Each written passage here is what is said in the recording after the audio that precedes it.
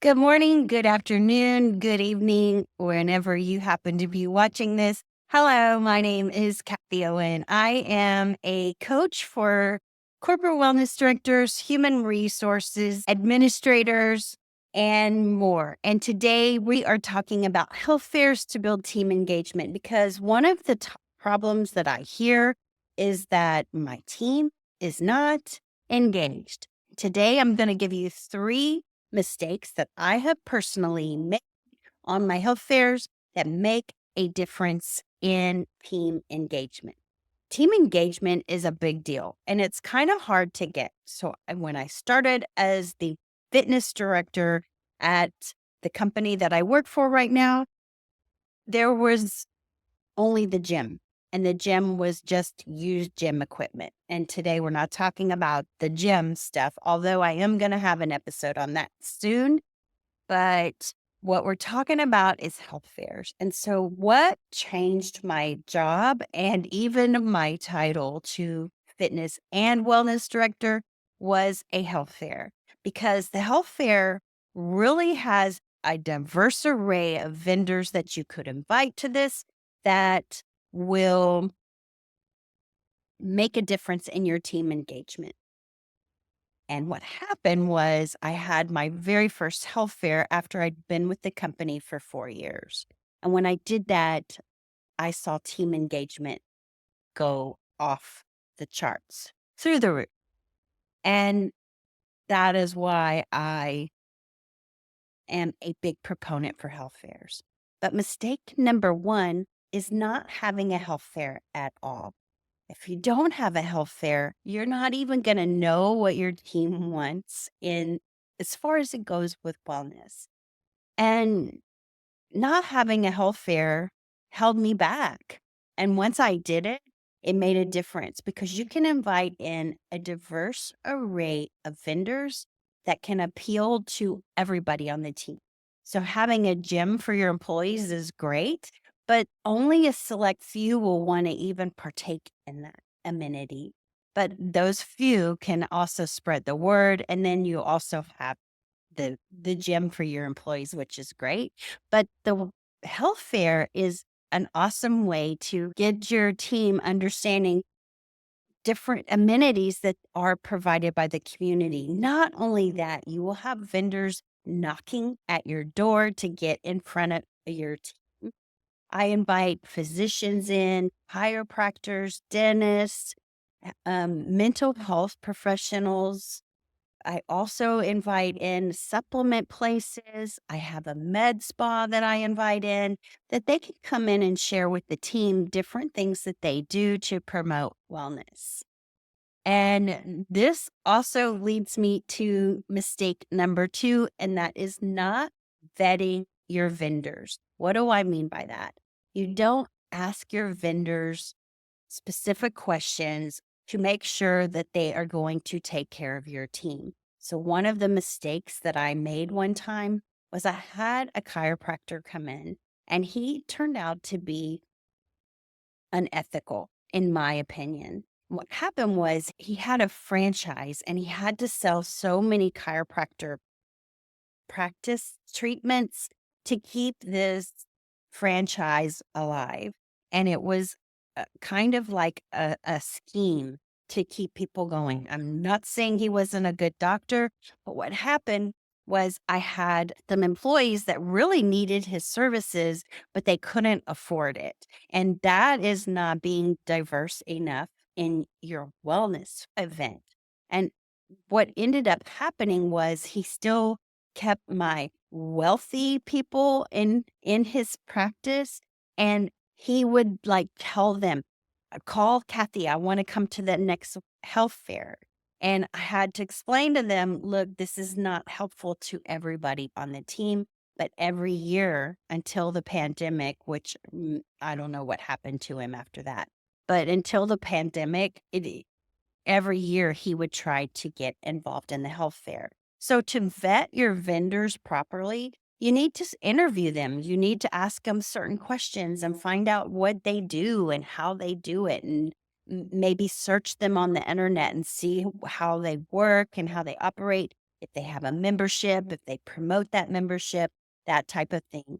And it's not going to take a lot of your time. A lot of times my HR directors get kind of leery about a health fair because they start thinking this is going to take a lot of time. And I save you a lot of time with my health fair checklist. You can download that. Just send me a message or leave a comment below, and I'll be happy to send that right over to you.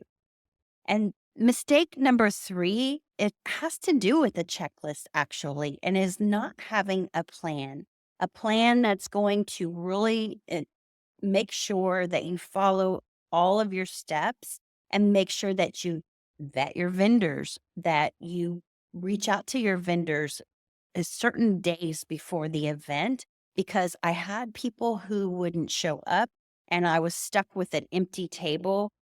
They didn't even give me an excuse. They just didn't show up. So that kind of left a bad taste in my mouth about them, and they weren't invited back, of course. But you just kind of gotta know, and you kinda gotta remind them, and you kinda gotta tell them. And also a lot of if you have this amenity, we provide them with free lunch. Provide them with free tea and water and those types of things, and just the amenities that we could actually give them. Another thing I do is if you are a service, like some of the companies that I work with are pharmaceutical companies. And so they provide their samples of their products and they can also use those for their clients and their vendors. And you can have a wide array of vendors. I have a vet come in, a doctor that's for animals. I have them come in and they help as well.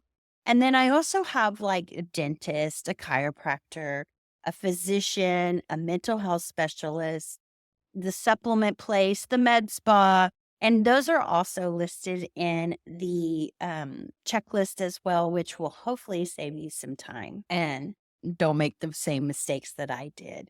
And so I alluded to a bonus as well, and that bonus is the fact that I have wellness days once a month.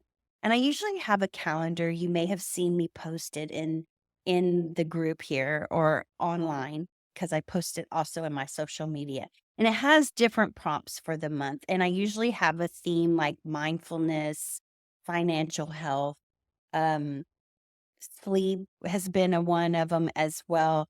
And what I do is I'll use the theme for the calendar for the wellness day as well. And so what I will do is if it's a sleep day, I had the Calm app like big displayed because we also use the Calm app with some of the businesses that I work with. And it's really a good way to get the team involved in wellness. And it's also a way to kind of just keep your name at the top of their list on their health and wellness days so that if they have questions.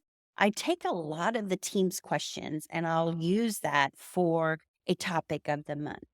And it's really helpful and it kind of keeps you in the loop of what's going on inside the business, as well as just kind of keep your wellness top of mind and keep your team engaged, because what happens in wellness programs is a lot of teams do not get engaged in the programs because you don't know what they want.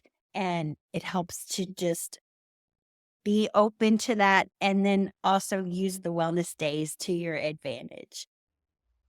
So, if you have any questions, leave them in the comments below. I'll be happy to help. And I would also be happy to share my health fair checklist with you as well to help you plan your next health fair or even your wellness day, just to start with the baby steps. I have a health fair once a year, and then I have wellness days once a month.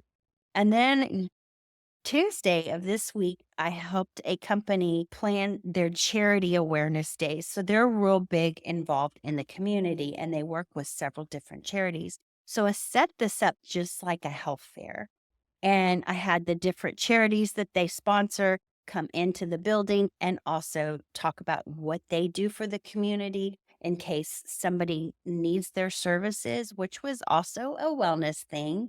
And then also to see how you can help inside the charity as well if you wanted to volunteer your time, which brought awareness to the different charities that are in the community, as well as community service is a very good wellness program as well. So I thought that was pretty fun. And the vendors were really fun and helpful, and we found other ways we could work together. So that is a wellness idea. And it just changed another way that I work with companies as well. So I am a corporate wellness coach. I have a group coaching program that I open 2, 3 times a year, and you can join that group coaching program if you're interested in that. I would love to get on a call with you and see if we are a fit. I'll be happy to discuss your wellness initiatives that you have going on inside the company because I'm always open to learning more. Anyways, that is my live episode for today. I will be posting another poll to see what else y'all might want to be talking about. But I think next week I'm going to talk about mindfulness inside as a corporate wellness director or even a human resources director and how you can apply that to your team as well. Okay, if you have any questions, be sure to send me a message or leave a comment below. I'll be happy to help. All right. Have a great day.